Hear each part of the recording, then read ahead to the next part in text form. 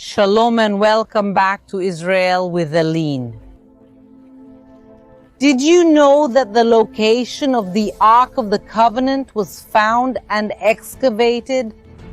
However, after that, it was completely covered and hidden by the archaeologists.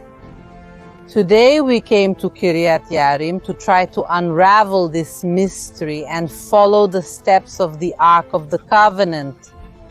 We will understand the connection of this place with the people of Israel, with the Philistines, with present-day France, with the church, and even with several pandemics. So, if you are ready, let's get started.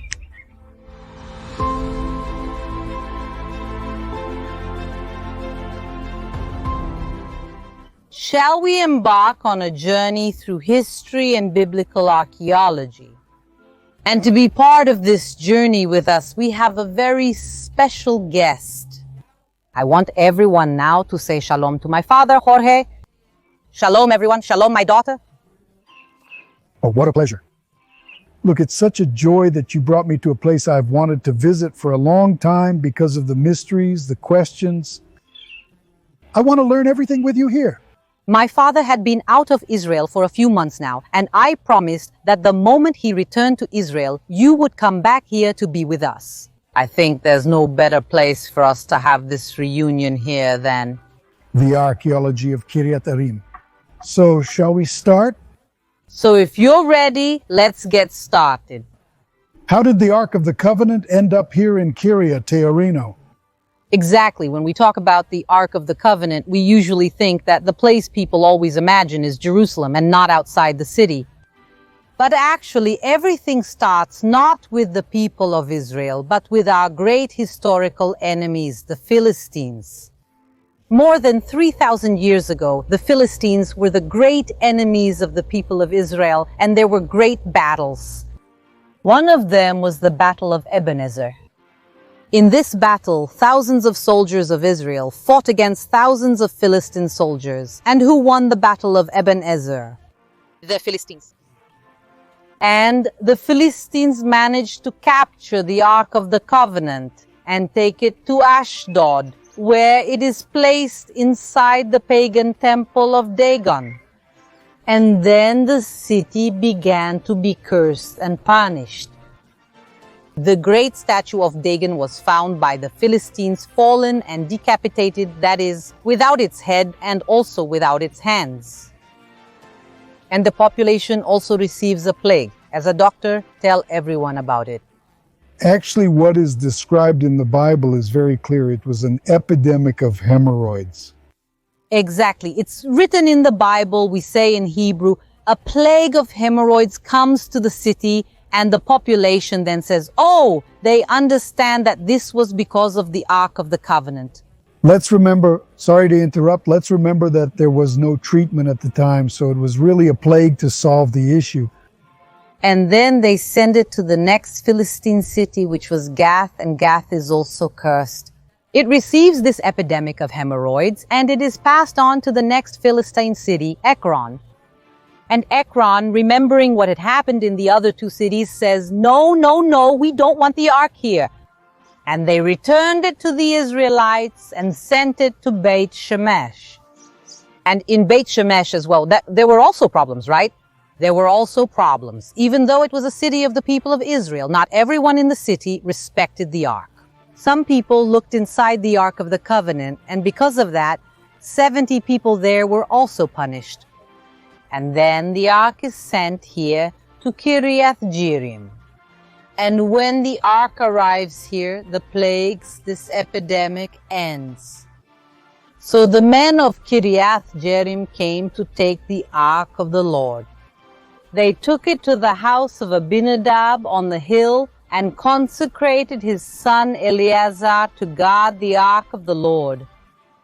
But my daughter, how can we know that Kiryat Jearim is here?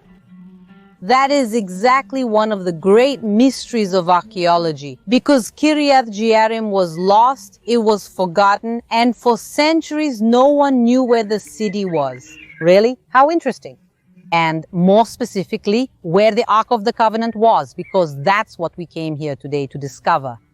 What was known was the distance from Kiryat Jearim to Jerusalem, the approximate region where it was in the mountains in relation to other peaks, but the exact location was a great mystery until everything started to change in 1905, and that's what I want to show you now. Shall we go? Let's go.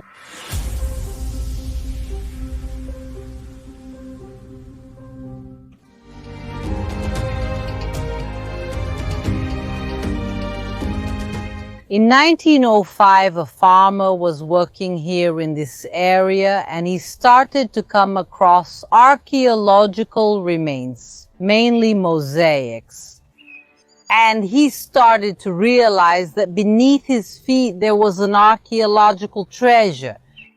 He didn't know what it was, but he was sure there was something hidden here.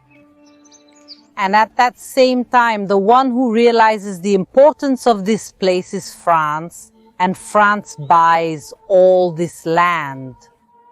We have to remember that at the beginning of the 20th century, we're talking around 1900, 1905, this whole region, everything that is nowadays Israel and also the neighboring countries, was part of the Turkish Ottoman Empire. And the Turkish Ottomans did not see the historical importance, much less the biblical importance, of this place. And that's why they were willing to literally sell the Holy Land to anyone who was willing to pay. And the one who was willing and actually paid was France. And that's why this whole area was bought by France and belongs to France to this day. We are now on land under French jurisdiction, which means that Israel with Aline is actually not on land that belongs to Israel. And I know it's very strange because we are inside the state of Israel, but this whole area here doesn't belong to Israel. It belongs to France. And all the authority here is French. And that's why in 1911, France handed over this land to the administration of a French Catholic organization.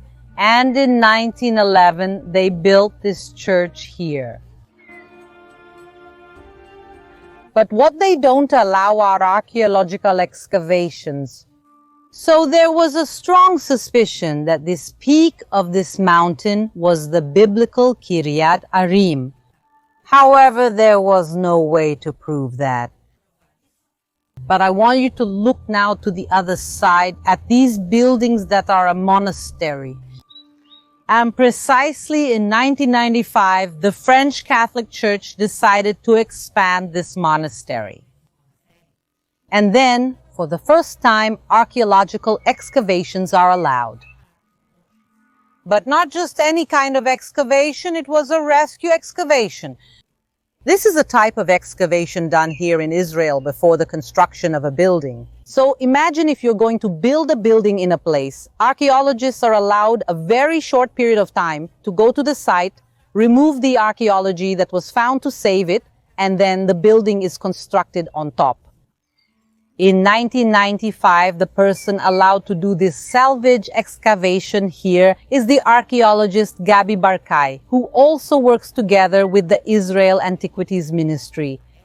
In the little time he had, he managed to find ceramics and objects from the 10th century before Christ, that is, from the Iron Age, the beginning of the Iron Age, which is exactly the time of David, the time when the Ark of the Covenant was in Kiryat Jearim.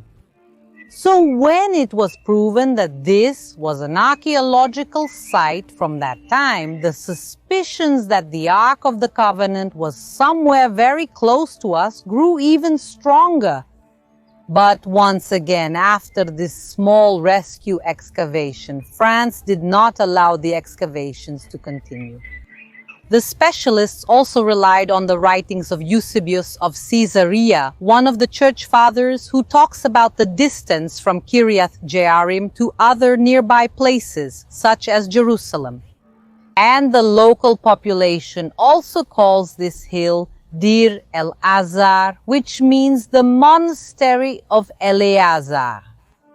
And Eleazar was the guardian of the ark when it was here in Kiryat Jearim.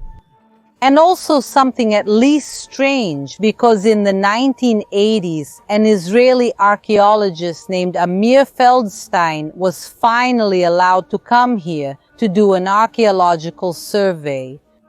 That also means not doing a major excavation, but coming here to collect the archaeological objects that were literally coming out of the ground.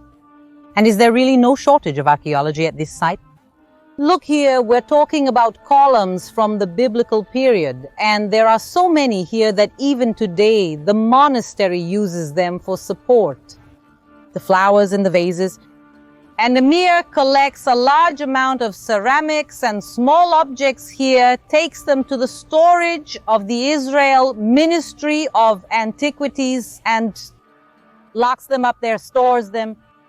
What he found he never published. I mean, we really don't know what he found, and these discoveries were never displayed to the public in any museum, in any open place. So it's very interesting that one of the few archaeologists who was allowed to enter here, what he found we're really not sure about.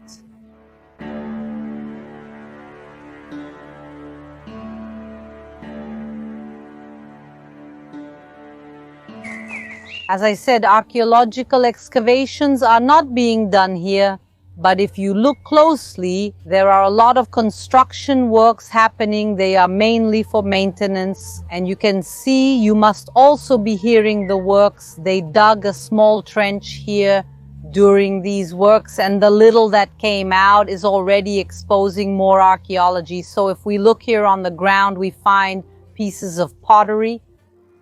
Looking at it like this, it's a little difficult to date each of these pieces. But look here, Aline. Look at this one I found here. Look here, let me show you up close, everyone. This here, without a doubt, is really old, probably from the biblical period. And I don't know if you can tell what it is. This here is the handle of a jar, so the jar would be in this direction, and this was its handle, so this is very likely from the biblical period, and there's a good chance it came from this ditch. Obviously, we can't take anything, so we're going to put it back where we found it. But you can see that with just a little time here, we're really seeing archaeology come to life. And that's why every archaeologist who has been here, even for a short time, they were able to see it. They really saw archaeology coming to life and realized that we are truly in a very special place. The first major archaeological excavation that really started to reveal the site of the Ark began in 2017, and that's what we're going to talk about now. Let's go there and find out what was really discovered here. Shall we go? Let's go, let's go.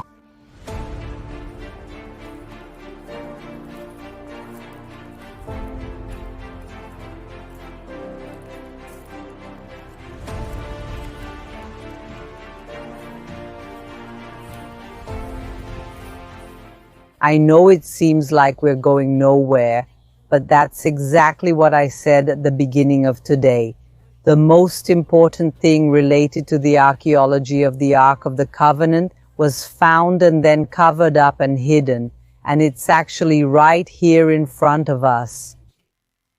And that's why most people who pass by here have no idea that this is one of the most important sites in biblical archaeology. However, if we look closely, we can see that the ground is covered with thousands of pieces of pottery. So here, in just a few meters, look at the amount of pottery there is. So if we look at the color, you can clearly see that it's pottery. Here, this one too was part of some jar.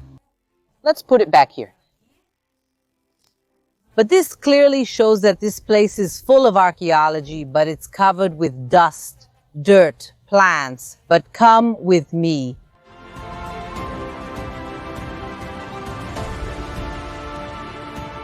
As we said, more than 100 years ago, France bought this land and never allowed real excavations to be done here until the year 2017.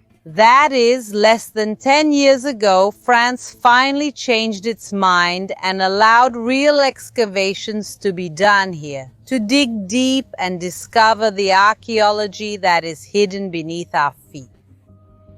But now there's a big question. Who will excavate? When we say that France allows it, it's not French governors who come here to excavate, but rather they give this permission to archaeologists and universities from around the world. And France chose exactly two universities. One is a French university, which makes a lot of sense since France gave it to a French university. But the second university is actually an Israeli university, Tel Aviv University. However, there's an issue with that. Tel Aviv University is known worldwide as a university with a minimalist archaeology department. What does that mean? That they believe the Bible is not a historical book. They believe that the Bible is a book that was written later and modified over time. They don't believe in the historical accuracy of the Bible. They are skeptical. And now my question is, we are now at one of the most important sites of biblical archaeology because France gave this privilege precisely to the university that doesn't regard the Bible in the same way that perhaps the University of Jerusalem would. Or even call Rodrigo Silva the archaeologist to excavate here. But it was precisely Tel Aviv University that received this privilege. And with this authorization, this French university and Tel Aviv University came here and started excavating. And they found a lot of things from the biblical period here. They were able to prove that this was a great city, a major center during the Iron Age, which is exactly when the Ark of the Covenant passed through here. And now let's talk about the greatest archaeological find of this place. Greatest, literally. And to help us understand a little better, my father is back here. Tell everyone what was found here. Look, it's something extraordinary that brought me here to see it. You can really only see this from the sky with a drone, right? Because what they built at the time was a platform 110 by 150 meters. What was found here is so big that it went unnoticed for many centuries. They built an elevated place here, supported by 4 walls. And actually, one of the walls is right behind us here. So guys, if you can see, there are big stones here, this one and this one, that were part of a retaining wall, and we are now on top of this big platform. And look at these analyses. You can clearly see a rectangular platform almost exactly where the church is today. The walls that were found are 3 meters wide, and it's estimated that the height was at least 7 meters. And it's believed that in the middle of this large platform there was a sanctuary. Probably the place where the Ark of the Covenant was. This large platform that was found here is really very impressive. We're literally standing on top of it right now. But what's even more impressive is that it's very similar to another platform. That's right, in Jerusalem on the Temple Mount, which was built by King Solomon, isn't it? Exactly. I mean, we're here at a place from the time of David where we really believe the ark was kept here on this platform. But after that, it was taken from here to Obed-Edom and then to Jerusalem, where it was placed on the Temple Mount. So these are 2 places that were built in periods very close to each other. So if we're talking about a construction from the time of David and a construction from the time of Solomon, it makes a lot of sense that physically they are so similar. Of course. So one more point. It's the engineering of the time, right? Exactly. So the engineering of the time and for the same object. If the Ark of the Covenant was kept there and the Ark of the Covenant was kept here, it makes a lot of sense that the structure would be physically very similar. And another thing that was found here in the archaeological excavations is an inscription from the 10th Legion Fretensis. That was already many, many years later. When the Romans destroyed Jerusalem, destroyed the Temple of Jerusalem, they stationed the 10th Roman Legion, which was a special unit of the Roman army, on the Temple Mount. So imagine, the Romans had many legions, several legions here in the Holy Land as well, but they chose the 10th Legion, whose symbol was a pig. They placed the pig legion on the Temple Mount and set up their camp there. And there is another camp of this same legion that was set up here. This inscription up here at the entrance of the church shows that there was also a camp of the 10th Roman Legion. The question is, why did the Romans choose to place this legion here specifically? Maybe because they also saw that there was an association with the temple and with the ark in this place. So putting all this together, we really see how the pieces slowly start to fit together, and these excavations that show this large platform were really essential. In 2017, after completion, they extensively excavated and exposed everything present here. What did the archaeologists do? They covered it. They covered it, exactly. That's curious. They covered it, and then they came back. In 2019, they came back for another excavation season, opened up the sites once again, found even more archaeological evidence from the biblical period, and then, at the end of the 2019 excavation, what did they do? They covered it. Very original. They covered it up once again, and I'm sure all of us, and you too, remember what happened at the end of 2019.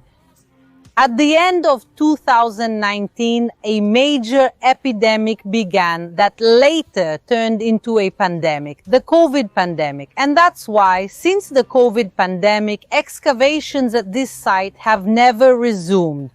There were plans to resume them, but those plans were interrupted. And that's why, at the moment, there is no date, no prediction of when excavations will resume at this site, or if France will allow it to happen. I hope so. Really, for all of us who appreciate biblical archaeology and who believe in the historicity, in the historical truth of the Bible, we truly dream that this site will be excavated.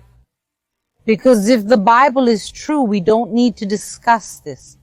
We just need to open up the ground and see what was found at this site. Look, out of everything you said, for me, what caught my attention the most, if you allow me to say, is that the Romans destroyed the temple, destroyed Jerusalem, and also sent troops here.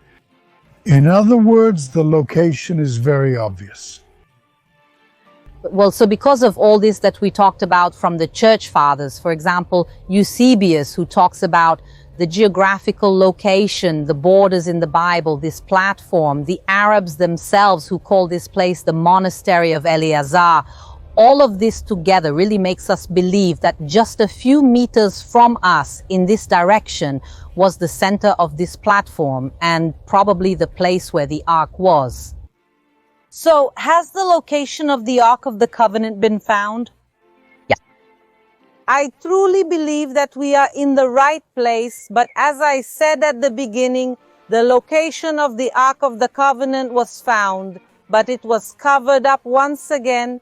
And we are here to ask France to allow excavations at the site once more, because we deserve to know, but also to see the truth.